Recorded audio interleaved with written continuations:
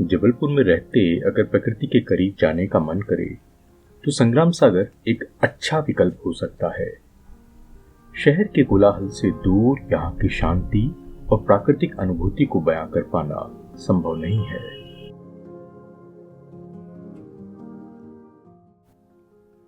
सुबह सुबह मदन महल की पहाड़ियों से होने वाले सूर्योदय को निहारना दिन भर के लिए ऊर्जा से भर देता है। इस खूबसूरत प्राकृतिक वातावरण में दूर तालाब में एक महल के अवशेष को देखा जा सकता है। ये अवशेष गोंडवाना राजवंश की संपन्नता और वैभवशाली इतिहास और फिर उसके पतन का मूक गवाह है। एक छोटी सी सत्ता के 48वें राजा ने अपने शौर्य और पराक्रम के बल पर 52 गढ़ों पर अपना स्वामित्व स्थापित कर लिया और गोंडवाना राजवंश को विस्तृत और विशाल स्वरूप दिया और अमानदास से राजा संग्राम शाह बना। बाजनामठ का मंदिर और इसके पास ही अपने नाम पर संग्राम सागर तालाब बनवाया और इस तालाब के बीचों बीच एक महल का निर्माण किया। इस महल को ही संग्राम शाह का महल कहा जाता है।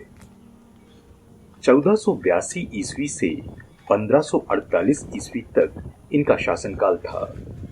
इन्होंने संस्कृत में काव्य रचनाएं की और संस्कृत में ही रस रत्नमाला नाम का ग्रंथ भी लिखा और अपने नाम के स्वर्ण सिक्के भी चलाए। वर्तमान दमोह जिले के सिंगौरगढ़ के किले से लेकर नरसिंहपुर जिले के चौरागढ़ में चौगान के किले तक के फैले हुए राज्य में जिसके यश और कीर्ति का गुणगान हुआ करता था, इन अवशेषों से महल की भव्यता और विशालता का अंदाजा लगाया जा सकता है। यहाँ से सूर्यास्त का खूबसूरत नजारा देखा जा सकता है। राजा संग्राम शाह के कार्यकाल में गोंडवाना साम्राज्य में जो वृद्धि हुई, उस ऊंचाई तक उसकी अगली पीढ़ी कभी नहीं पहुंच सकी।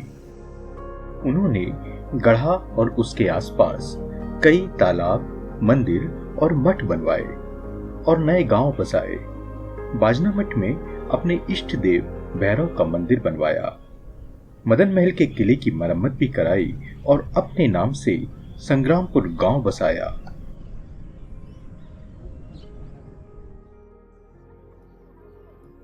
संग्राम शाह के प्रकृति प्रेम का यह प्रमाण है कि चारों ओर की पहाड़ी से घिरे तालाब के बीच में अपना महल बनवाया।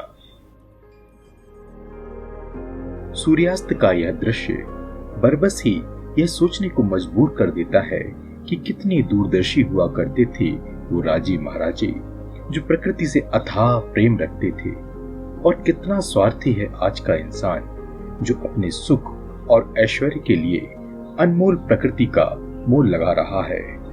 काश आने वाली पीढ़ियां इस खूबसूरत एहसास को महसूस कर पाती।